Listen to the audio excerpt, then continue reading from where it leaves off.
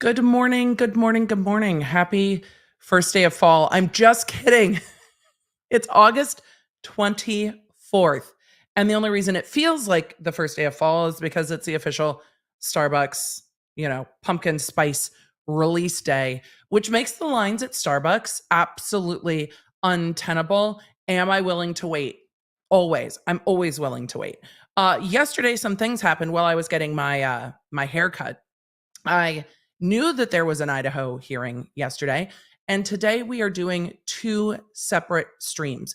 This worked really well last time we did it when we have two really kind of long divergent topics.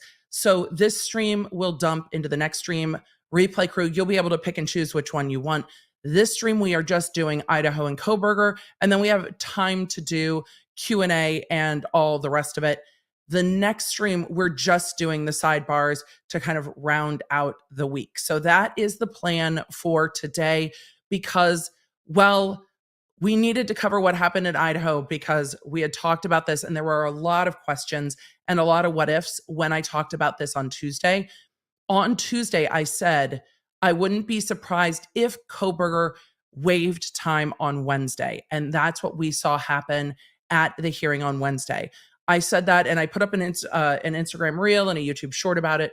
But I said that because on Friday, the defense lost all of their stay motions. And with all of their stay motions, we see Ann Taylor, the defense attorney for Bryan Kohberger, asking for a really short set status conference. And the court's just like, well, it's just a status conference. Can we do it by Zoom? She's like, no, it needs to be in person. And at that point, it's like, they're going to need to do all the waivers with him. This tells me that they probably had a plan A and plan B, and that Ann Taylor was telling Kohberger, if we get the stay, this is the plan. If we don't get the stay, this is what we need. And you saw the setting order, and the prosecution asked for a setting order. I think part of the reason was to hold both the prosecution and the defense to a set time, but also to give the judge an opportunity to say, I don't know how you're going to get this done in front of the defendant. Sometimes if a defendant doesn't want to waive time and the defense attorneys need to waive time, the court saying, this is going to be insane, good luck with all of this, can help the defendant understand why waiving time is needed. Because the only reason for a defendant really to waive time in a case like this is to give the defense time to make all of the motions they want to make. If the defense doesn't need to make those motions, then there's no need to waive time. But they want to challenge a bunch of the evidence, and we've seen that signaled in the filings, and they just don't have enough time to do it in 6 months on a death penalty case. They just don't. And there's been delays of turning things over on both sides. I don't think anyone's delaying out of gamesmanship. I really think it's just been we're doing the best we can, Your Honor. We're doing the best we can. And so I think Ann Taylor had given Bryan Kohberger option A, option B. And that's why it was such a short set for Wednesday. Like, hey, because she would need to go talk to him one-to-one and say, this is the plan. Are you good with it? And then we will go from there. So with all of that, we're going to roll the intro. I'm going to let the text crew know. We have some new notifications coming to you that are going to start rolling out to our members and rolling out slowly. So I'm really excited about that. If you want to be in the first kind of waves of that, you need to be signed up for lawnerdalert.com. It's just on the email. lawnerdalert.com is where you will get. So you guys let me know where you're in and where you're drinking. Clody, I'm sorry. That's a rough day. That is a rough day. Hopefully you can just relax and this won't be too stressful. The sidebars are going to be fun, but I've got my beloved pumpkin cream cold brew. Guess who's back? Back again. Pumpkin spice. I'm so excited. Tell a friend. Guess who's back? Guess who's back? Guess who's back? I know there's some of you that are like, miss me with all of the pumpkin spice, whatever. I am basic. I just am, and I'm cool with it.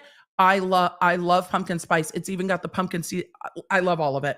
And then I'll have to tell you about why I couldn't get my Starbucks yesterday morning, right after we roll the intro. And then we're going to get into these hearings because Yesterday and today were adventures. Hey there, I'm Emily D. Baker, the internet's go-to legal analyst, breaking down the legal side of the pop culture and entertainment stories we can't stop talking about. I'm a big fan of the cursey words. I've been a licensed attorney for over 17 years, but this is not legal advice. This is where the law nerds unite to talk about facts, not... Let's get into it. So yesterday, I went to go to Starbucks. My kiddo is home from school because it's the beginning of the school year. And what is the beginning of the school year if one is not already sick and at home? Half of his damn band is sick and at home. It's just wild. So yesterday, I had a little bit more time in the morning because I wasn't doing school drop off. So I didn't get to Starbucks at my normal earlier hour. I got to Starbucks at like my OG, like summer, nobody has to be out of the house super early hour. And I placed my mobile order as one does. Because A, I get all the stars, B, it's ready when I get there, and C, then I don't have to feel the anxiety of being like, did I say everything that I wanted? I don't know. Mobile ordering is great, and now I've become inept at trying to order through a drive-thru without mobile order. It just is the way that it is. So I get to my Starbucks, the one that is closest to my house, which is not close at all. I get to the Starbucks, and there are massive fire trucks near the gas station, near the Starbucks. And I'm like, something's probably going on at the gas station. That's weird. And I notice, as one does, that there are police vehicles blocking the road from like all the other points of entry. There is a police vehicle blocking, the road coming towards my position and then coming from the side roads. But there was no police vehicle blocking where I went towards the Starbucks. So as I am rolling to my Starbucks where I need to turn to go into the Starbucks, the fire vehicles are blocking it. So all of the vehicles are now making a U-turn to get out because all three other points of entry are blocked.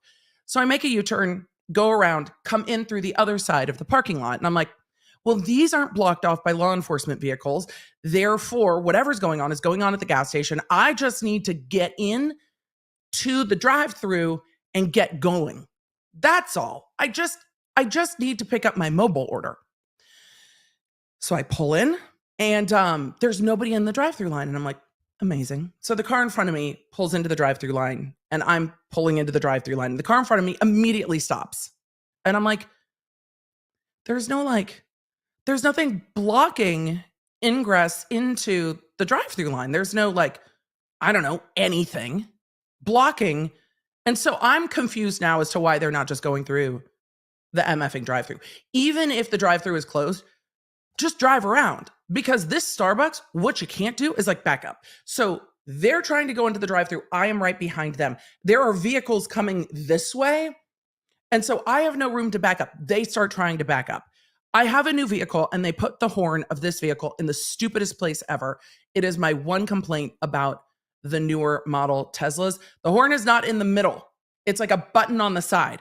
And so I first hit the middle of my horn and there's no horn there. And then I'm like, oh, right, button. There's a fucking button. But when you're stressed, your hand goes to the middle of the wheel to honk the fucking horn. This Tesla's we can all retrain these drivers. I have been driving for 30 plus years of my life and I am used to my horn being in the middle. So I finally hit the button and this person is like, you have a backup camera. Do you not see my car?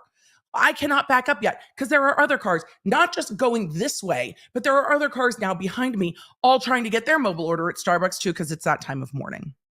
So I finally just put my hands up like this and the car coming this way stopped so I could back out. I'm like, stop. So I back out and go around to the front of the Starbucks because I'm like, I don't know what this person's doing. I assume this is a them issue, not a me issue, because I see nothing blocking the drive-thru. So I'm like, I'll just go to the front and park and walk in. It'll be fine.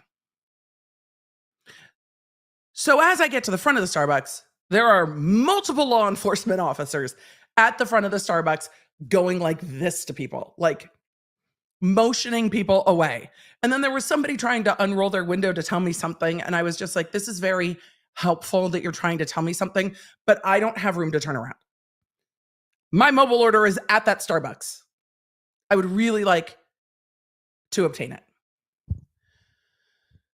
So I back in and I roll down my window and I look up at the officer. I'm like, sir. And he's like, we have to evacuate. I'm like, the entire plaza? He's like, everything. I'm like,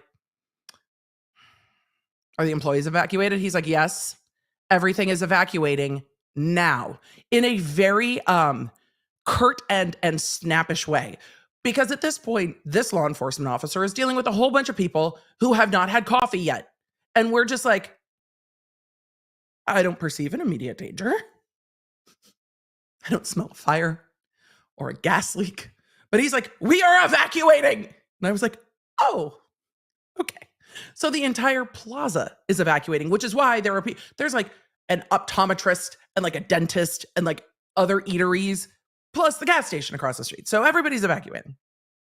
I'm like, I guess I'm not getting my mobile order. So I do what any reasonable person would do. And I place another mobile order at the other Starbucks. And I go to the other Starbucks and I'm like, good morning. So they're evacuating the Starbucks over here. Do you guys have any idea what's going on? And they're like, no. Do you? And I'm like, okay, well, here was the scene as I left. And they're like, oh my God, I bet we'll hear about it tomorrow. I'm like, tomorrow's pumpkin spice day. So I don't know if I'll be here tomorrow because it's going to be crazy. And he's like, I'm sure we'll find out tomorrow. I'm like, yeah, because I came to this location last week when y'all evacuated for a gas leak. And I came to this location like a year ago when somebody had driven into the side of the building and caused structural damage to the whole thing. Like shit keeps happening at the only Starbucks that are near me. And I live out in the country. So there aren't that many options for Starbucks. There's two that are close. The other ones are upwards of 30 minutes away. Damn it. So I get my Starbucks. I get home and I start texting a friend who lives near Starbucks number 1. And I'm like, girl, seriously, what is going on? I'm like, this and then this and then this and then this. And she's like, my husband was just getting ready to head over to that area. And I'm like, I would give it a minute. And then she starts sending me stuff from their local Facebook group. I am not on the Facebooks. People have tried to find my family on the Facebooks. I am not on the Facebooks. People have contacted members of my family through the Facebooks. I'm not on the Facebooks. And I'm not in the Facebook groups because then people will be like, oh, and I don't want to be in the Facebook groups under like a pseudonym because that's confusing. So I'm just not on the Facebooks. So my neighbors keep me appraised by text message what's going on in the Facebook groups, the local Facebook groups. So she sends me both the release from the police department and what's going on in their Facebook group. And the only thing I see is gas station evacuated due to bomb threat and abandoned backpack. And I was like, oh, well, I understand that they wanted us to evacuate before the bomb squad came in to evaluate the suspicious package. So yesterday. So here's the thing that cracks me up is that this notice from Franklin Police came in at 10:41 a.m. My mobile order was at 10:37 a.m. So when I said I was on mobile during the premiere of the podcast yesterday, part of me being on mobile was in the parking lot getting my second Starbucks. And then the rest was me being home. I was just like, well, I understand why the officer was like, people, GFO Starbucks, come on. The situation ended up resolving. It was all cleared within an hour, which is pretty fair, but it was all cleared within an hour. It was just a wild day. So today I have my pumpkin spice. All is right with the world. And I talked to some of the members at Starbucks because I needed to, refund yesterday's order through my mobile app. I'm like, so yesterday I couldn't pick up my mobile order. And the girl's like, really? Why? And I was like, y'all were evacuated. She's like, we were? I wasn't working yesterday. I'm like, did your coworkers not? Is this not a big deal? Like when you go to work, don't your coworkers that were there yesterday immediately go, oh girl, you missed it yesterday. We got evacuated by all these really cranky cops. I mean, one of them was super cute and had tattoos and whatever, but they were super cranky, probably because, bomb threat, imminent and close. And so we got evacuated and we were gone for like X number of hours before we reopened the store. And people were like all day yesterday and nothing. Acting as if they work at a Waffle House and this shit happens every single day. Like nothing. They were just like, We got evacuated today. I'm like, y'all are just calm. So the young woman working the drive-through window had no idea that there was an evacuation yesterday. I'm like, how did no one tell you? Wouldn't this be what your coworkers talk about for at least a couple of days? And then I have lots of questions. I'm like, do you like your coworkers? Do they like you?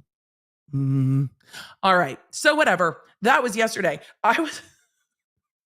Yesterday was a full adventure. And by the time I got home with my kiddo who was homesick, my teen was just like, so, and I'm like, bomb threat. And he's like, oh, okay. I'll take that croissant now. I'm like, yep, here you go. I can't believe everyone didn't fill everybody else in. I would have just been like, wait, this. I just tried to drink my coffee the wrong way. So what we're going to do, we're going to look at these hearings. It's a bit of a hearing. And then we're going to bounce on over to the next stream and talk about the sidebars. That's what we're doing today. Anyway, it's crazy. I mean, when I had stuff go down at the DA's office, like we were in our group text stat, you know, a defendant throws poop in a courtroom, everyone knows within like a matter of hours. Like stuff goes down in a courthouse, everyone knows. And this includes everybody's personal life too. You know, so maybe I'm just used to working with lawyers, and lawyers love nothing more than the chisme. So, I'm sort of used to it, but Katie Jean, it was fine. It was just a hilarious morning. It was nowhere near as serious as this. Like me evacuating Starbucks is not nearly as big of a deal as you having to evacuate your apartment complex due to a wildfire. Wildfires are fucking terrifying. I hope that you are all right. I hope that everyone is all right. My husband lost things, most of his things from growing up due to a wildfire the weekend of our wedding. And it was I always talk about it when you guys lose paw nerds. There's a specific kind of loss of a paw nerd pain. It's different than losing a family member. It's its own. Losing a paw nerd is its own thing. Losing possessions due to a fire is, I imagine, similar to losing them due to tornado or other natural disaster. Losing possessions due to natural disaster is a very, very specific type of heartbreak. And it's a really challenging thing. So we've been seeing way too much of it from Canada to California to Hawaii. It's been wild. All right. Let us add this. For those of you that are saying the next stream's already going to be late, yes, it is, but we're all here. It'll be fine. It'll be fine. It'll be fine. We're just doing what we're doing today. All right. I'm going to boost this volume as much as I can. Look, this volume, I swear, is a potato attached to a camera. There is someone sitting near the camera operator with the loudest keyboard known to exist. And they're not like the fun clicky keys. They're the like airport keys. They're the, I'm sorry, we can't find your next flight type of keys. I just activated the video. They're so loud. I will do my best to bump the volume. Also, Law and Crime has edited this hearing, which I find frustrating. So we will get most of it here, and then we will have to jump to another feed because they did not give us all of the hearing. They edited part of it. All right. Let us, with all of that said, get to this hearing in Idaho from yesterday afternoon. It's definitely an Idaho potato. Definitely an Idaho potato. So, it's so loud. It's so loud.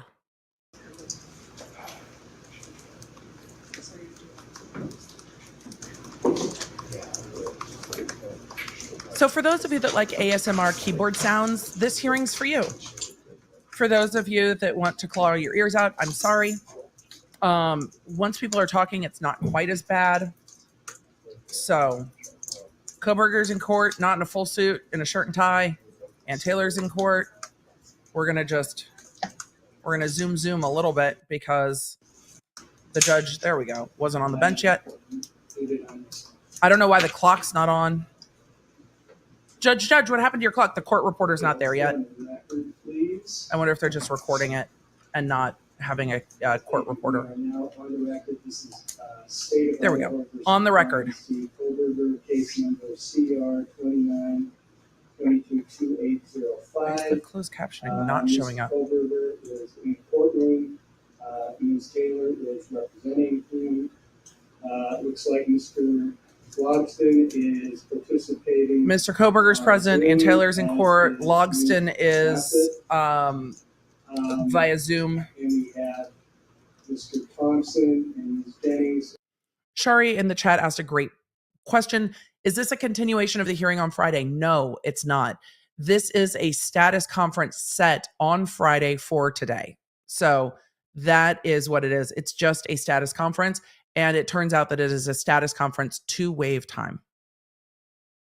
In the courtroom representing the state. Prosecutors are there. On Zoom is Ms. Beatty and Mr. Nye. The closed caption keeps us amused. Also representing the state.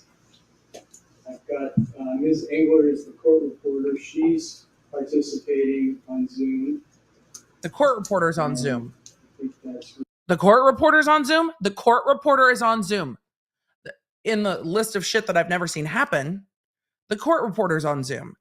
Look, people had masks on Wednesday. Andrea Burkhart, who is a attorney who does commentary here on YouTube, but is also practicing in this area, was in court and said that somebody had COVID. So I wouldn't be surprised that the court reporter is out. I hope the court reporter has better audio, because God bless this audio. Everybody that I have to address here. So the defense, Ms. Taylor. The defense asked for the status conference. What do you need? Status conference for today. So what's up, girl? Go ahead. Why are we here, ma'am? Your Honor, we asked for this status conference today because I have had some opportunity to meet with Mr. Kohberger and talk about his trial date and his speedy trial right. Your Honor, we're here today to ask the court to continue the trial setting, and Mr. Kohberger is prepared to waive his right to a speedy trial. We are here to continue the trial setting. Mr. Kohberger is here to waive his right to a speedy trial. So I have had time to talk to I've had time to talk to Kohberger, and we are continuing the trial. That is what she wanted. So there we are. Your Honor, there are a couple of things that I need to place on the record. One can come after the court takes his waiver, but one I think ought to come before the court takes his waiver. Your Honor, she wants to place issues on the record. We will file a number of motions to strike the death penalty and Idaho's scheme of capital punishment. She said that they are going to make a number of motions to strike the death penalty. In Idaho, we have seen this as a sanction against the prosecution in other cases. In Valladolid, we've seen the court take the death penalty off the table, but those were very different discovery violations by the prosecution. Let's see what she says. Because we're here today to waive speedy and ask the court to continue, I think the court and counsel ought to know that one of the motions that we will be filing is a motion to strike the death penalty because it places Mr. Kohberger in a position where he has to choose between two rights. One, that being the right of the speedy trial. I'm going to try to bump this sound just a little bit more. What Ann Taylor just said is, Your Honor, we are making a motion, or we will be making a motion to strike the death penalty because we have put Mr. Kohberger in the position where he has to choose between two rights, the right to a speedy trial. And so she is arguing that because he can't have, I think, an adequate defense and a speedy trial, the death penalty shouldn't be on the table for him. But because putting the death penalty on the table means there's a lot more work that has to be done. But people go to trial within their speedy trial right, and you have the right to waive or not waive, and the state has the right to seek the death penalty in this case or not. Or the other right to effective assistance of counsel. I didn't want that to come filed later and have it be any surprise that I knew it was coming. It will be coming. That motion will be coming. She's like, I don't want you all to be surprised, but we can't be effective on this case and go to trial within 6 months, and that's not fair to him. He has a constitutional right to effective assistance of counsel, and he has the right to speedy trial, and you are making him pick between the two. Well, it's a quadruple homicide, and there's a lot of information, and that kind of is what it is. Oh, the screen. To stand up and request a continuance and Sorry. The rest can be placed on the record after the court's questions, Mr. Kohberger. Yeah, screen. Well, you heard all that, Mr. And again, Kohberger. she has the right to make those motions. Yes. I don't think we'll see those motions when they get made. We'll see what the court does. I don't think the court is going to find that argument persuasive, but you can say nothing about Ann Taylor if you don't say that she is absolutely tireless in her representation of this defendant. She has been absolutely professional, and she has been at every single turn filing every motion that they can. So I don't know if we will see that get granted down the road. We may not, but it would be unlikely. I would be interested in her arguments. We'll cover it. But she's saying, Your Honor, I don't want anyone to be surprised when I make this motion. And now the court is turning to Mr. Kohberger saying, you heard all that, are you waiving time? And you can either do an oral waiver of time or a written waiver. The oral waiver is the court gives you all of your rights. Do you understand them? Do you waive time? A written waiver is separate. It seems like here they did both. I don't know what's going on with the closed captions. I hate them so much today. I don't know why they're transparent. I don't know why they're so hard to see. I have no idea. This is why I want my own stuff. Henrietta said she is very professional, very thorough. She is. Absolutely. Yes. And is that the case that you want to waive your speedy trial rights? Yes. Do you understand that those rights... I will say Kohberger's the only one in the whole damn courtroom that I can actually hear clearly. For what it's worth. Are statutory in Idaho, also protected by the United States Constitution. I'm saving a lot of your yes. Your questions. We'll get there at Q&A after this. If you waive, you're waiving really forever in this case. So if we were to push this out, this case, and then something else happens that allows us or requires us to push it out a little farther, you can't claim your right to a speedy trial at that point. You understand that? Yes. So what the court just explained is, once your speedy trial is waived, it is waived. There is no more trial clock. Now we go to trial as best we can. And if something else comes up, like the prosecution's like, oh, we've got a witness that's out. We have a law enforcement officer that got hurt on the job that's a necessary witness that can't come in to testify for another 6-8 weeks, whatever, then that's good cause and it gets continued. So now we open the door for good cause for continuance for both the defense and the prosecution. And then you can end up in a circumstance where the defense is like, we want to go to trial, and the prosecution's like, we have good cause, and it gets put over.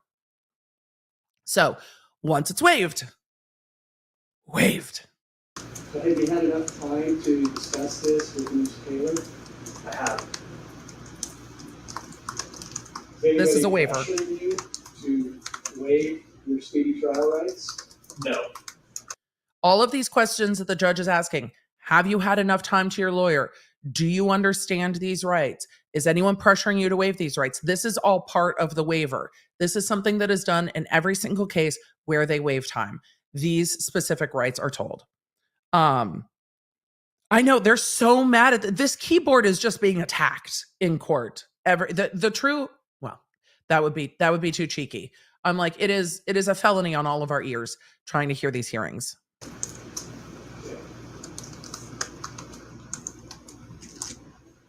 And I don't know who's typing it. So he just did all of the waivers. Absolutely. The prosecutor typing? Yep, it is. Do you agree with this, Ms. Taylor? Your Honor, I do. Are you making your own Yes, transcript? I Boo. do not believe counsel can be effective by October 2nd in either phase if we should end up in a part 2 of this trial. Our investigation is not complete. Our work with experts is not complete. We haven't completed our review of the state's evidence. I do not believe that we can be effective by October.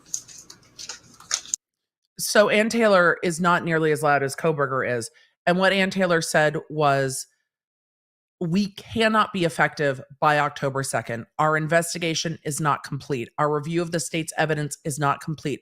Our work with experts is not complete. And they are going to have digital experts to deal with what the car was doing, what the cell phone data is. They're going to have forensic experts with regard to the crime scene, DNA, and the rest of it. And then they're also going to need penalty phase experts dealing with psychological evaluations and the rest. So when they talk about experts, it is a plethora of experts, truly. So she's saying we cannot be effectively ready to represent this case by October 2nd.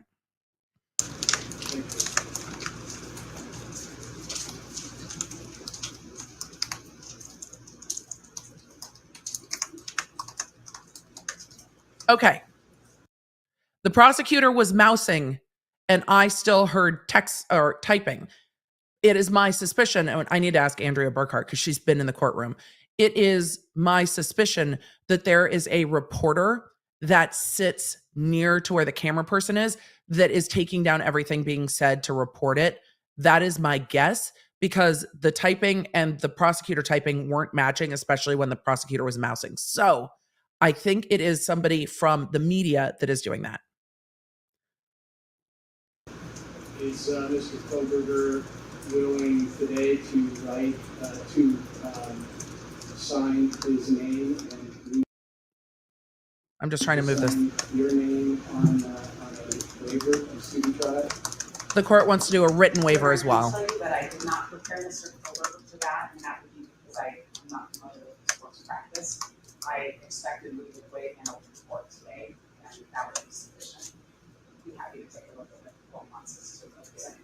Well, I wasn't really anticipating this, but just in Judge was like, I wasn't really anticipating this. Judge, we were anticipating this. I'm sure that you had to have this in your mind when she asked for such a close setting, and when you denied the stay, and when she's been trying to get a stay every which way possible, and when you set that scheduling order that was damn near impossible. I think you were anticipating this, absolutely. But Judge wants to do a written waiver. He might not have been anticipating that he would want a written waiver, and is now like, and now I would like one. And now I would like a written waiver. case, and hypothetically, I grabbed a Odyssey form, which I don't really favor those. Hypothetically, I grabbed a form to waive. I did pull that out. Because you were anticipating it, sir. To you and Mr. Kohberger, and you can take a look at it. My practice is always to get a written signature. He wants a written waiver. In any waiver of signature. So, let me go to, and I haven't taken his waiver yet. I'm going to notice that, but I just want to let that settle for a second.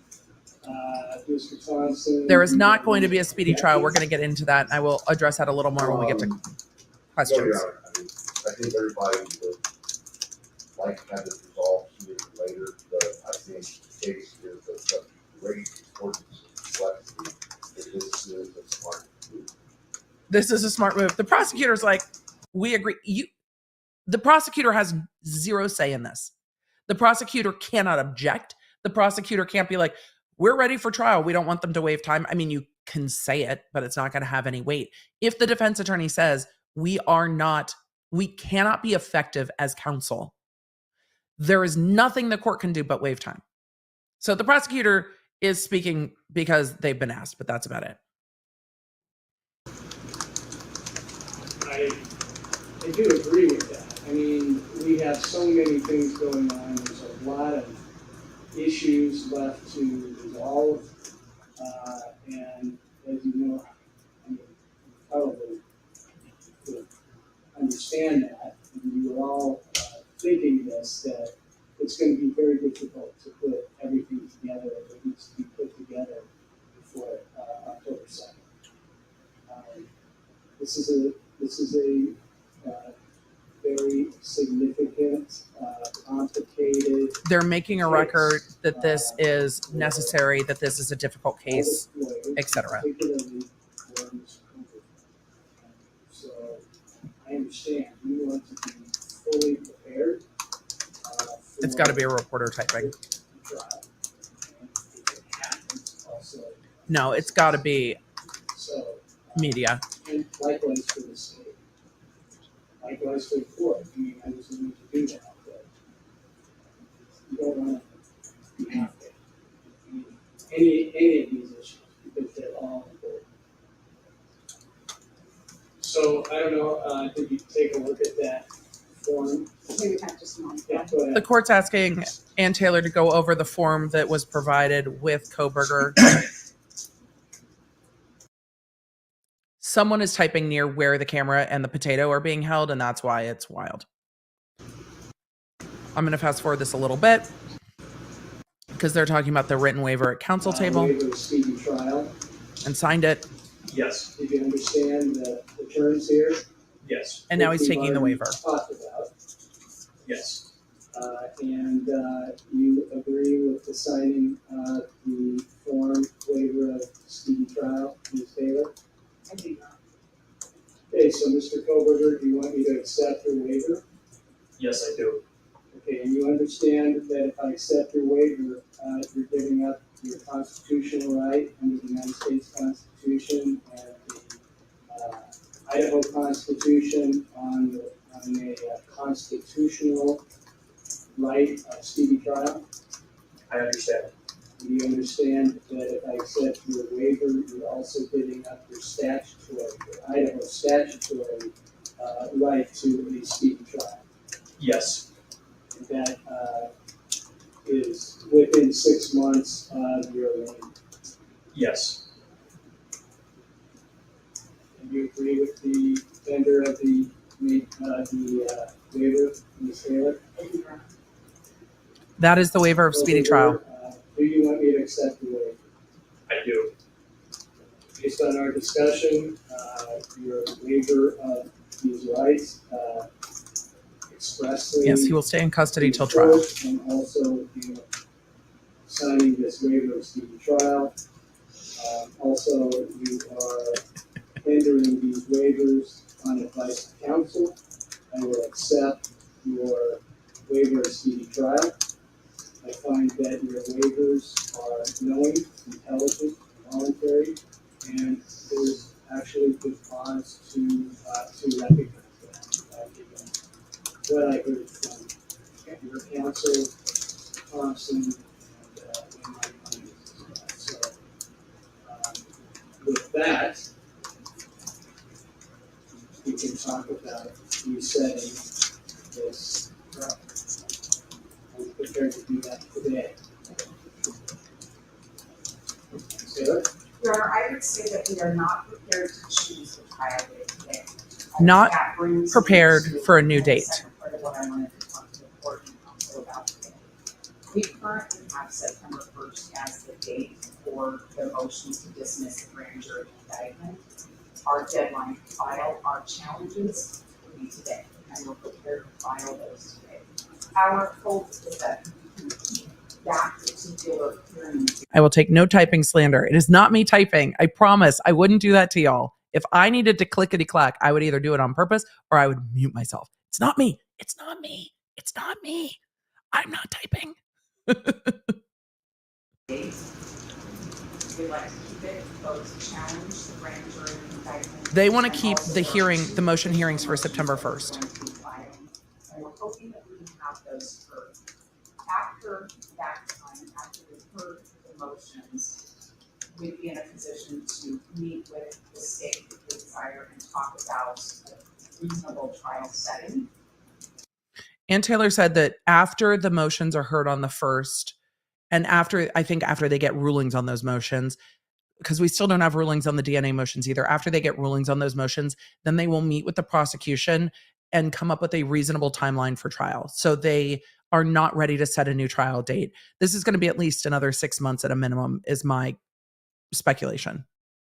My preference would be to have us discuss that and reset the trial one time and not do this a number of times and worry about getting subpoenaed. She wants one trial setting.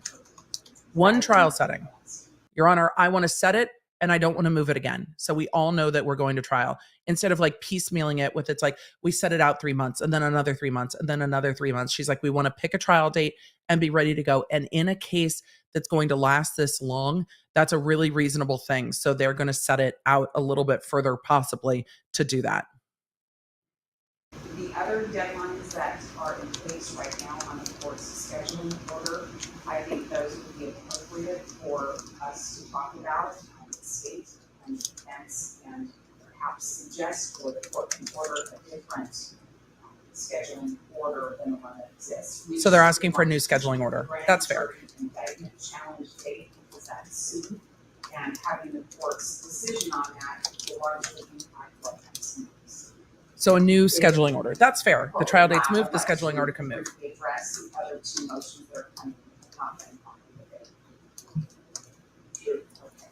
Your Honor, we will be filing a motion as to do with media in the courtroom, particularly to cameras in the courtroom. She is saying we are going to be filing a motion that has to do with media in the courtroom and cameras in the courtroom. And I want to hear what she has to say about this. And then I will try to repeat it for those of you that can't hear her at all, because I can't hear her at all. That motion should be filed by the end of today or first thing tomorrow. So filed by the end of today, which was yesterday, or first thing today. So we'll check the website before we wrap this stream and see if her media motion is up. That comes from some things that happened last week. She said that's coming from things that happened last week. These cameras will not stop zooming in on Kohberger. If the cameras just left it like this view of the courtroom, it would be fine. But these cameras continue zooming in on her and on Kohberger. And she's not pleased with it. And the court needs to make an order the way that they did when we saw the Paltrow case. It was the camera can be on who's speaking. But if the camera is here, this is it, a wide pan of the entire courtroom. So it's been an issue. And we've talked about this in this case, that and I don't know if it's the same camera person every hearing or different camera people, but they have been zooming in on Kohberger in a way that violates what the court said in previous hearings, though I don't think the court put a full order out. So I'm not surprised Ann Taylor's like, get them out. With what happens to witnesses that the defense might call. The court will recall that Gabriella Vargas testified last Friday in our hearing. She is moving on to talking about witnesses called by the defense.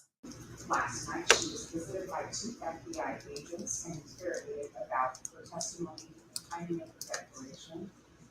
That, in our view, impacts Mr. Kohberger's due process rights and his rights to effective assistance of counsel, and that motion will also be filed later today. Ann Taylor is going to be filing a motion and has told the court that one of their witnesses who testified last week on Friday, the witnesses that we all watched together, was visited by 2 FBI agents, and Ann Taylor's words were, and interrogated about their testimony. So she said she will be filing a motion about that as well. So we are going to get a flood of motions, if they're not on the website yet, in the next few days, but said that their witness has been visited by 2 FBI agents and interrogated. That will be very interesting to see. Any objection to hearing this here, the motion along with these 2 more motions to be heard on September 1, Wisconsin? I don't believe so, Your Honor, having not seen exactly what the motions are, but from your saying they're fairly straightforward. I would think issue with grateful support Ms. Taylor. I will, for the record, since Ms. Taylor has brought up the situation. He's saying I will for the record, so I think he's going to address whatever Ms. Taylor just addressed with regards to the FBI. Remember, this is advocacy. So until we see the motion and the motion response, I also kind of reserve judgment. And you can see the judge not getting all fired up about it. He's like, do you want to hear these motions on September 1st? And we will see what the prosecutor has to say about that. So. Ms. Vargas did court and counsel background. Over the weekend, Ms. Vargas, after she testified, engaged in some electronic communications with others in the genetic genealogy field. The prosecutor just said that after Ms. Vargas testified, she engaged in communications with others in the genetic genealogy field. So the witness is Vargas, and the prosecution is now aware of electronic communications, which indicates to me that those people that she communicated with probably went to the prosecutors and were like, she just testified, she said this. This does not happen in the same way without cameras in the courtroom. Okay, let's talk about cameras in the courtroom real quick, and then I want to hear what the rest of the prosecutor says. We don't get moments like Morgan Knight from the Hicksville trailer park if cameras aren't in the courtroom, because media reports what media finds interesting. Now, media finds things that are headline worthy or clickbaity more interesting, where lawyers will find different things interesting. I often find myself fascinated by things that the traditional or legacy media isn't interested in, because lawyer different than media, and I look at it through a different lens. But people watching at home all have their own lenses as well. We all perceive the world through our own experience, right? So Morgan Knight getting messages from his friends being like, oh my God, they're talking about Hicksville, and then watching it and going, that's not what happened, reaches out to the attorneys and is like, that's not what happened, and then becomes a rebuttal witness. That happens because there's cameras in the courtroom. More becomes known because more people have eyes on it. It's the same with these hearings, it sounds like. After these hearings, there were conversations and electronic communications with others in the genetic genealogy field because there's cameras in the courtroom. Is that a good or bad thing? I personally don't think it's a bad thing. I think it gives everyone access to make up their minds. And I think if we have, if any country loses faith in their jury system, it becomes a real challenging position. So watching how evidence comes in and how juries decide, as opposed to feeling like these juries got it wrong, understanding, even if you disagree, understanding how they came to that solution is, I think, so much better than going, this jury got it wrong, and then being outraged about it without getting to see it. I think transparency is better. And so I'm interested to see what these communications were with others in the genetic genealogy field.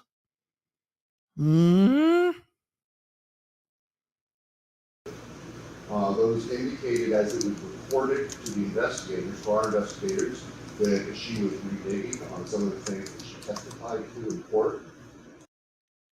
She was communicating with others in the field and pulling back some of her testimony.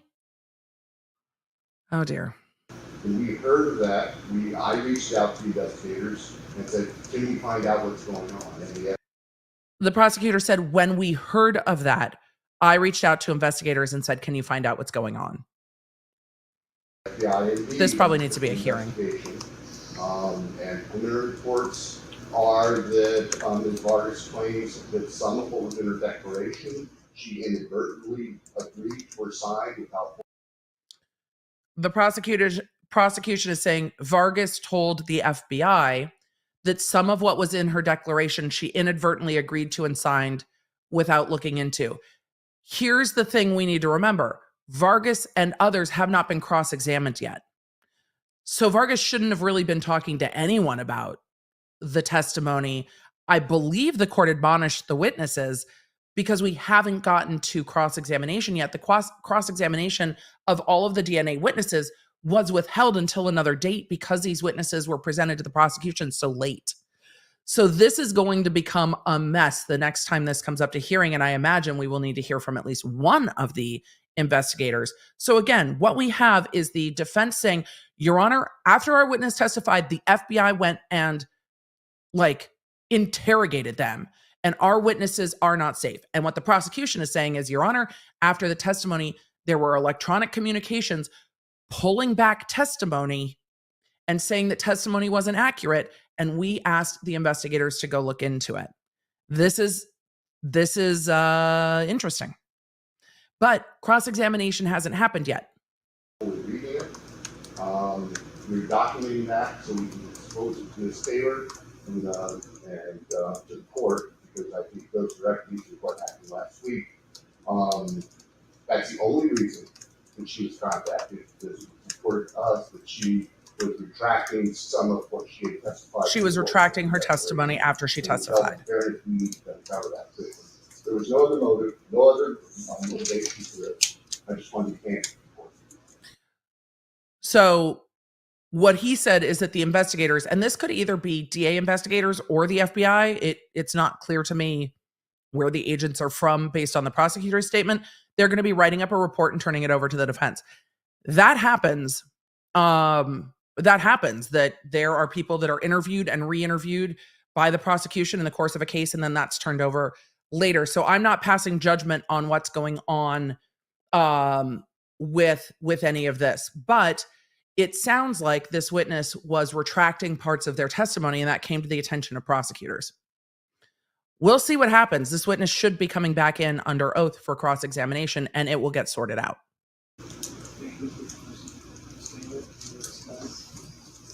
Your Honor, that's not really different than the information that I received.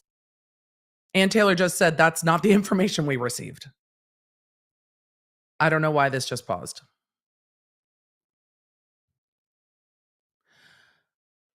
Am I frozen? So, Ann Taylor said that's not the information I received, and the court said we'll have a hearing. That's how we sort these things out, I think is what the court said when this froze. But again, this is not in trial testimony. This is in an evidentiary hearing where these things can get sorted out.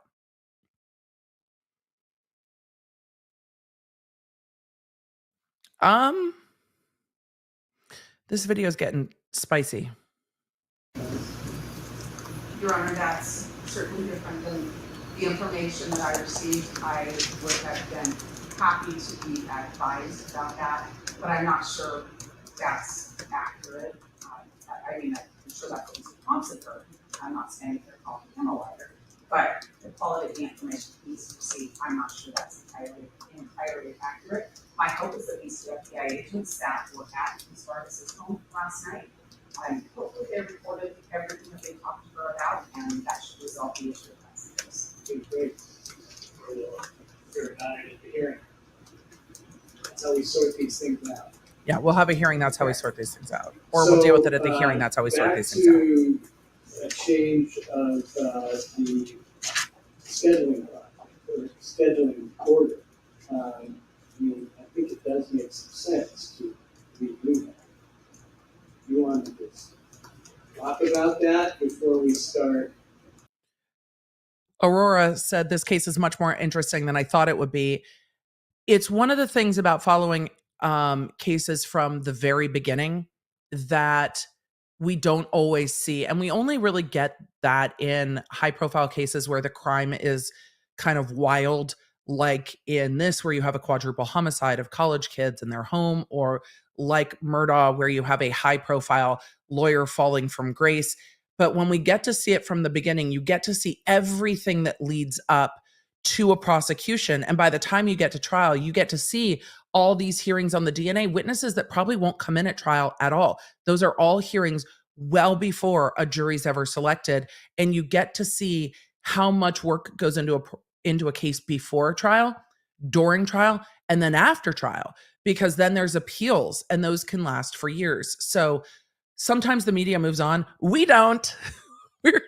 We're in it for the long haul, law nerds. And so that's one of the things I really like about having this platform, is being able to cover it from the beginning and go through the sometimes tedious history lessons about the Magna Carta and what the proper standard is for a grand jury, because we see all the lawyering that goes into especially a death penalty case. It's a lot of work. Taking that apart. We don't have to do it right now, let's say. Judge, the state's position would be is that the court vacate the October trial date, vacate the scheduling order. Let's get through what we're going to do on the 1st, and then let's talk.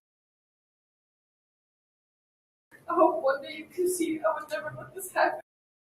Okay, so I don't know why that got cut from that outlet right as they're talking about shit that we actually want to know.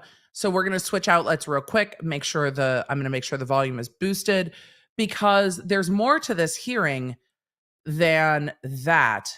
And I want to make sure that we get into the scheduling order, because the prosecution was just saying we vacate the trial date on October 2nd, we keep the hearings that are happening on September 1st, and we go forward from there. So let's continue on. I know the sound. Trial date, vacate the scheduling order. Let's get through what we're going to do on the 1st, and then let's talk and see if we can come to an agreement. If not, allow the court to set a date for trial that's realistic, and then have a scheduling order generated that reflects the time preparing for trial and is useful for both parties to do what they need to do. Acceptable. This feed does not have closed captioning. I don't know why they didn't turn it on. This feed did not turn it on.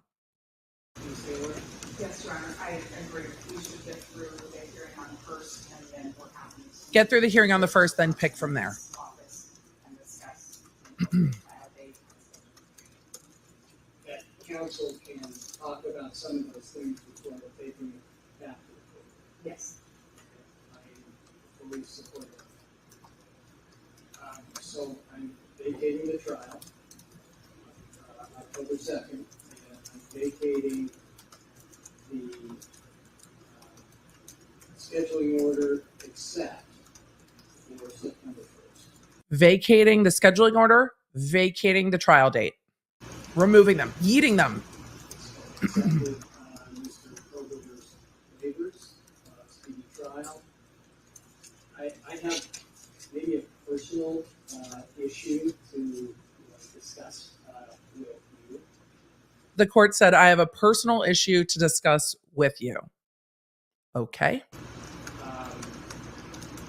First of all, I wanted to tell you, I'm getting requests for excuses already from potential jurors. So it sounds like they have started sending out summons for jury pools, because the court just said, I have started getting excuses from potential jurors. So that indicates to me that they have started going, that jury summonses have started going out. Remember, on Friday's hearing that I covered on Tuesday, the court said they were going to summon like 1,000 jurors in a fairly small jurisdiction. So people are already being like, miss me. But now that the trial date's moving, they will have to re-summon panels. But they're already getting people being like, not unavailable, not interested. I've changed my name. Like I don't even exist anymore. And what I'm doing is not excusing anybody at this point. The commissioner, hearing commissioner is collecting those. And then we're going to do those excuses on the record with you. Okay, I think that's appropriate in a case like this.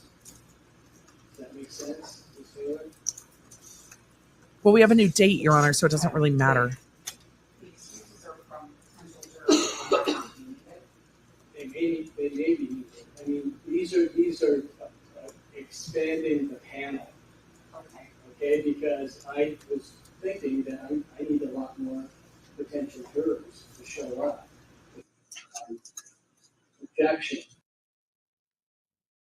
I have no idea what just happened. To me, excusing myself. I never thought I'd actually face that.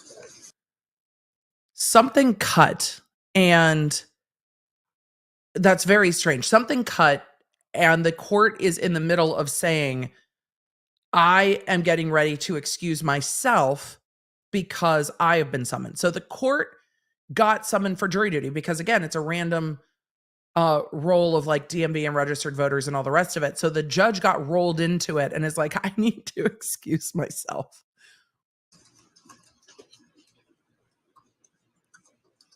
I mean, I don't think I could be a juror in this case. No, Your I Honor. agree with Your Honor, but It's kind of funny. the court going from the jury box, that just, It's well, entertaining. it is, but I understand and I would have no objection to the court. Thank you. And Taylor kind of made a joke and was like, I don't think the court can go from the jury box to the bench. So, you know, I think it's fine that they excuse it. Thought about that, like going back and forth. I might get tired. But, Mr. Thompson? Nobody's going Makes to perfect care. sense for the court to excuse itself. It's odd, but it is logical. But I felt kind of awkward thinking that I would do that, you know. Yeah, judge can't be a juror. We would not want to confuse with pardoning yourself, though. Right, of course.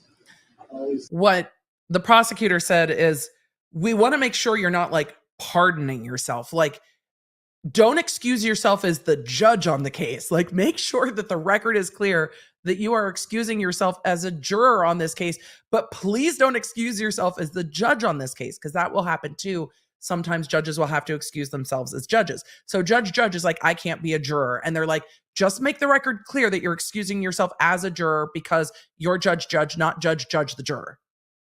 Okay. So let's continue.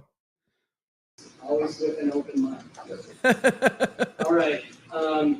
The court said always with an open mind. Anything else we need to address today? Ms. Taylor? No, you want to. Mr. Thompson? No. All right. Well, thank you all, and have a good rest of your week. And that is the end of that hearing. So Judge doesn't want to be a juror, got rolled into the jury role on this case and was like, I just want to put on the record that I'm excusing myself, which I really appreciate, that the judge isn't going to just put something on the record and then the attorneys are going to have to wonder about it. He just put it out in open court, like, so I'm not recusing myself from the case. I'm not excusing myself from the case, but I am excusing myself and exempting myself from jury duty on this case. Not that judges in most jurisdictions can serve jury duty anyway, and oftentimes are taken off of the role from jury services. So it's kind of interesting that it happened. Before I get to questions, I thought it might be interesting to just pull up the written waiver so that you guys can see it. And then we will go to questions, and then we will go to doing, we probably could have done a full 2-hour stream on this, but then we will go to doing sidebars. I promise sidebars today. I'm not going back on my word. I want to see them too. And then we're moving on. I'm really good Lord. I'm really hoping to just get through the rest of the sidebars today and be able to like case closed and then move forward on Det v. Heard. But let's take a look at this real quick. This is, of course, from Idaho. This is the waiver of speedy trial. This was filed 8/23. Defendant acknowledges that defendant has the right to this case brought to trial within 6 months of defendant's arraignment in district court on an indictment or within 6 months of the filing of an information. Further, the defendant acknowledges that consulting with the defendant's attorney regarding the right to a speedy trial pursuant to the Sixth Amendment of the United States Constitution, Article 1, Section 13 of the Idaho Constitution and Idaho Code Section 3501. Sorry, my in-ears are pulling on my ears. Based on careful consideration and consultation with the attorney, the defendant waives defendant's right to speedy trial. The defendant fully understands the advantages and disadvantages of waiving the right to speedy trial and believes that it would be in defendant's best interest to give up this right. The defendant further understands that once the right to a speedy trial is waived, the court may set this case for trial more than 6 months from the time in which defendant was arraigned in district court on an indictment or the filing of an information, signed by Kohberger and Taylor, dated, all the things. All the things. So that's what we have on that. And when it comes to Idaho, we have no other filings available. This website, so these from 8/22 showed up today. So the website normally takes 2 days, which means these new motions will probably come up as I am on vacation. So we'll see. But these are the scheduling order that has since been vacated. The objection to the motion to dismiss the grand jury, that is still going to be heard on September 1st. So here's what's coming next in the Kohberger case. We heard from attorney Ann Taylor that in the Kohberger case, Ann Taylor wants to make a motion to dismiss or have the court remove the death penalty as an option due to the fact that the defendant was forced to choose between two constitutional rights, the right to a speedy trial and the right to effective assistance of counsel, and that it is unfair that he had to pick between the two. Death penalty cases waive time all the time. Death penalty cases, I'm sure, go to trial within the period all the time. I don't think that's going to be a persuasive argument without more. I don't see that any of these attorneys have delayed substantially. The amount of time it took to get the transcript on the grand jury is the amount of time it took to get the transcript on the grand jury. That's not a willful delay. So I don't think we're going to see the court taking the death penalty off the table at this time as a penalty against the prosecution for the defendant having to waive speedy trial, because the defendant's attorney could not be effectively ready within 6 months. It's a quadruple homicide with DNA questions, digital forensic evidence, 50 terabytes of data. It's just a big case, and that's a choice that you have to make. You either go to trial with what you've got, or you take the time you need to prepare, and that's a difficult thing. And I'm sure frustrating to the victims' families. They don't want to be waiting for this to go to trial forever. However, what I will say on that is that as uncomfortable as waiting for trial is, waiting for an appellate court to decide if a case is getting dismissed on appeal to go to trial a second time is worse. It's worse. I would rather see a case be thoroughly tried the first time than worry that there is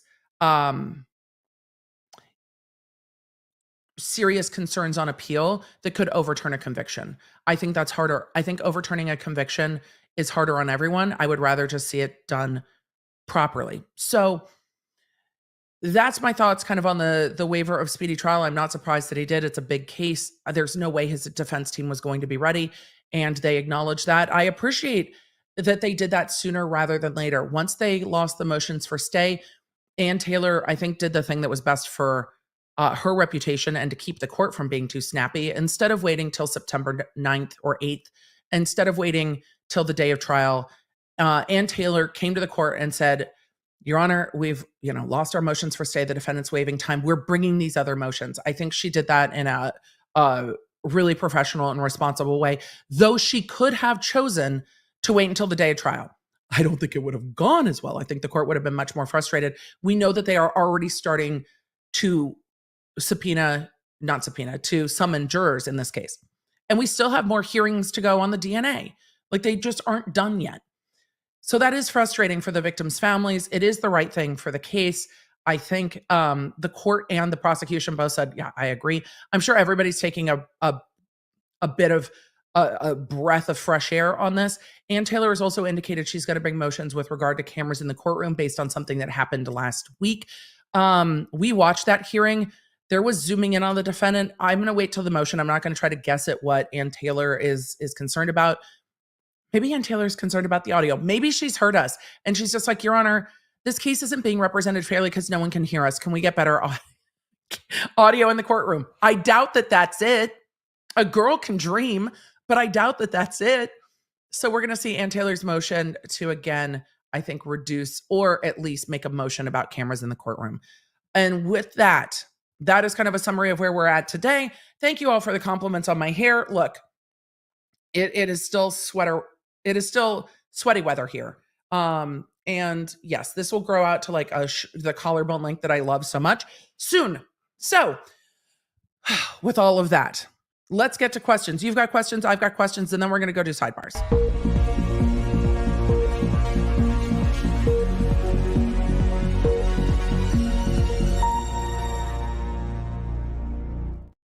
A lot of you have asked if the typing was from the court reporter. No. Even when the court reporter is in the courtroom, they sit all the way back towards the judge. I still think that the typing is from somebody in the media sitting near the camera. The typing is coming from the person closest to the camera.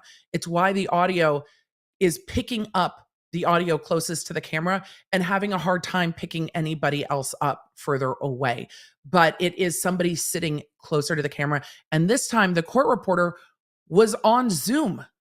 So the court reporter wasn't even in the courtroom for this last thing. I don't know. I think the court needs to be like, y'all can handwrite. But that's just me being salty. So it's wild. I hate handwriting when I'm in court. I prefer to type too. I absolutely understand. I prefer to type too, but I will get in there with my notebook. This size and style notebook. I will get in there with my notebook and take notes. We've done it before. I'm not always good at it, but I've done it before. I will do it again. Toxic Gossip Train Conductor said, you'll be on vacay for my birthday. Can I get an early birthday shout out? It's on Thursday. Happy birthday on the Toxic Gossip Train. Chugging down the tracks for a happy birthday. So happy birthday. Yes, we can. Yes, we can. Yes, we can. Potato Cam Radio Shack Christmas wish list 1982. That's exactly what it sounds like. I really think BK is playing his version of chess with this.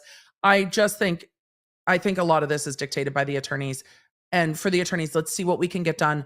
And holding on to that speedy trial right as long as they can pushes the prosecution to get things turned over quickly, which should be happening in a case anyway. And it puts the prosecution in the position to lean on law enforcement and be like, you have to turn this over now or it's not going to come in at trial. So, Tinsley, good to see you. Can we take a moment to talk about this hair? Thank you. I'm glad you like the hair. I appreciate it. We will work. I appreciate it, Tinsley. Thank you. Replay crew 45 minutes behind. That's okay. No need to tell us. Microphone is better than potato. Yeah. Oh, sweetie. No, it is. It is better.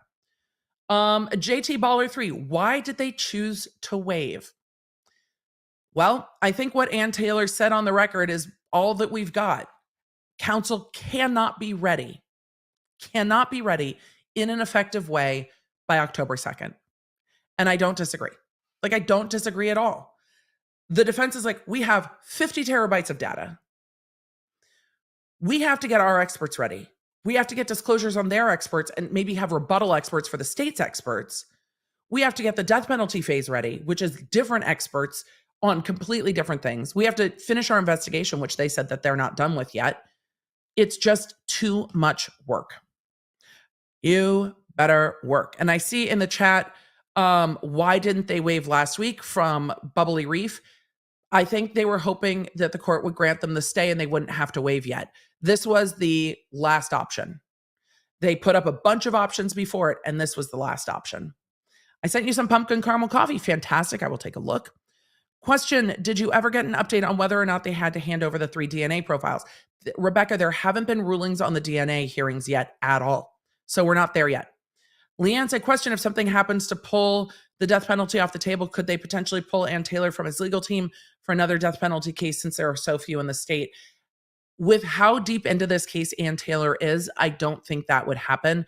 I think they would be very, very hesitant to take her off of this case because it's such a large case. Even if the death penalty is not on the table, I think they would be very, very hesitant to do that. Why would he want a written waiver versus a verbal waiver? Just Jules, the court did both in this case, probably for appellate issues. And because it's a high profile death penalty case, it is a, doubly check just to make sure it's done every single way. And there's no argument down the road that he didn't understand. Any advantage written versus verbal? He did both. And I think it's just the judge crossing his T's and dotting his I's in this case, just to be doubly sure. Cinderia said, sorry, as a non-American, it's okay. I really don't understand the waiving time. Is there going to be a speedy trial or not? The speedy trial right means in different jurisdictions, you have different periods of time. In this jurisdiction, it's 6 months. You have 6 months and the prosecution needs to bring you to trial within 6 months. You can't just sit in custody for 5 years and they're like, yeah, we'll get to you soon. That is very different worldwide, but that 6 month period is around the same time as most jurisdictions. So the defendant can choose to waive that. And then you end up in a case like the Sarah Boone case where it's 3+ years down the road and they're like, we need another continuance. We have another lawyer leaving. We need to do this.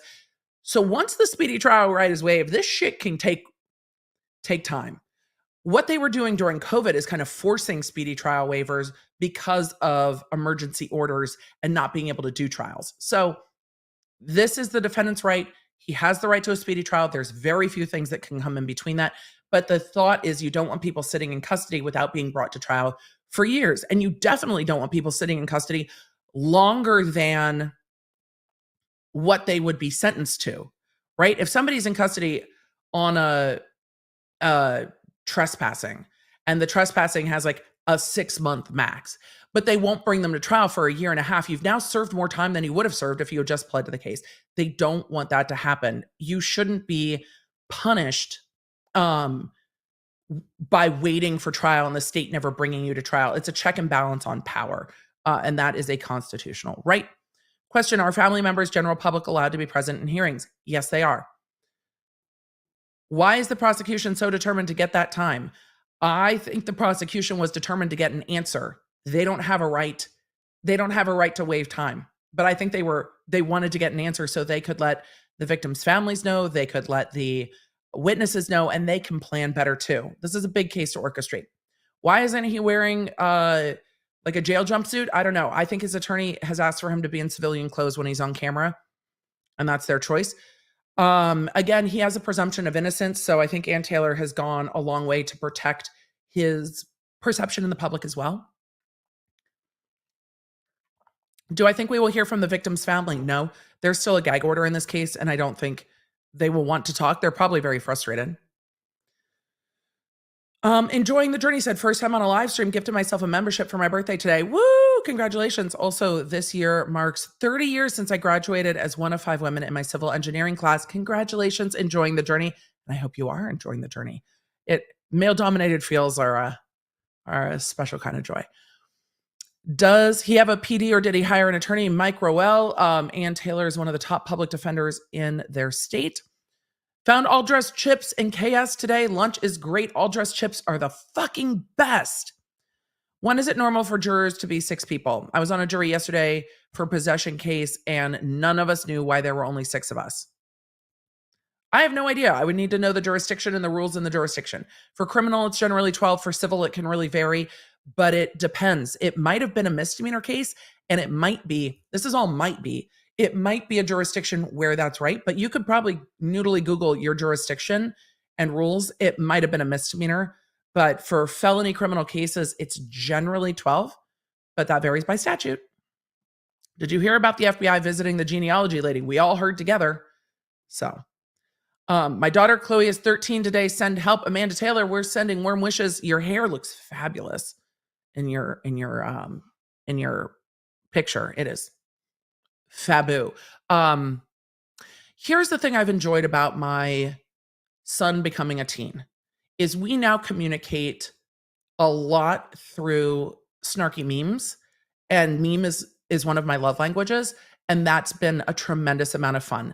So there is fun in it, but there's also so much emotion at that age. There's just a lot of this, and there's a lot of this. You know, you think you're an even-keeled person until somebody's a dick to your kid, and then you're like, no, I'm unhinged. And that's hard, particularly between like 12 and 16. At least mine is starting to like balance out a little bit from that. But then they start to drive. It's like you start to balance out the emotional stuff, and then they start to drive, and that's like a whole new level of hell as a parent. There are some additional people in the other stream. Chat is on subscriber only mode. Can someone inform them this is where we're at, please? KB, I had put a note in the other chat, so it had been up there. Sometimes people might want to chat in that stream because there's less people in there, even if they're watching this one. Is waiving speedy trial how some people end up in jail waiting for trial longer than their max sentence could be? Yes, it is. That is how that happens. All right, 2 more questions, and then we're going to bounce over to our other stream. It's a tongue twister. Judge is excusing judge the juror, not judge the judge. Yes, That's exactly what happened. A great summary. Was his lawyer just setting up for appeal when she was talking about how he can't have both a speedy trial and effective counsel? She's doing her job. So she's doing everything she can to make this case better for Bryan Kohberger. That is her job. She's being a zealous advocate. I really think Ann Taylor has been a fantastic attorney on this. So she's going to preserve every issue for appeal, and she's going to make every issue to the judge. And that is her job. So she's been doing her job really well. And we've seen defense attorneys be, I don't know, a little distasteful, poot. And I think Ann Taylor has been great and a great example to watch. Voice changer, best investment for the best YouTube channel. Thank you so much. I love it. I love it. So yesterday, quick story. Yesterday I was filming with Nightline on ABC. I will send the link. It'll be on there. It airs lately, but it'll be on their YouTube channel today about Tom Girardi. We'll talk about that next week and the competency hearings and stuff. But I recorded with them, and their video and sound gentleman came in and was like, I love recording with you. Your setup is great. Your sound is great. I very much appreciate every time we sit down with you. And I'm like, next time I'm just going to talk like this the whole time. And he laughed so hard. Because was not expecting it, has not really watched my YouTube channel, I'm suspecting, and just had no idea that I was going to bust out the voice changer. And we had such a fun little giggle at the end of recording yesterday. So it was really, really fun. So thank you. So I love the voice changer. Evac from Starbucks is better than shelter in place at Starbucks. That's true. That's probably true. I mean, I still got to go along my way and go to another Starbucks and get Starbucks. At the end of the day, this is an odd circumstance this morning. While watching this last night, I noticed that Judge kind of resembles Anthony Bourdain. I mean, we've seen people say he resembles the dad from Home Alone, amongst other things. So yes, we've seen lots of it. So basically, Starbucks has a toxic gossip train. They should just have a gossip train. I don't know. It doesn't have to be toxic. They should have a gossip train though. N.S. Anderson, over 2 years. It's 26 months. Thank you. All right. With all of that, subscribers, and members, I do see your chats. Thank you for your chats. We are going to bounce on over Replay Crew.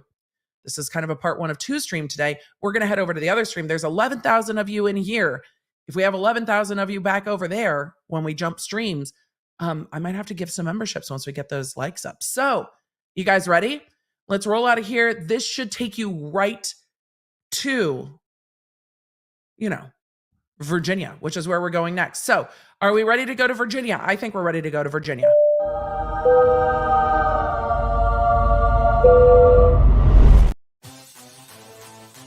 You can find all the Law Nerd goodies at lawnerdshop.com.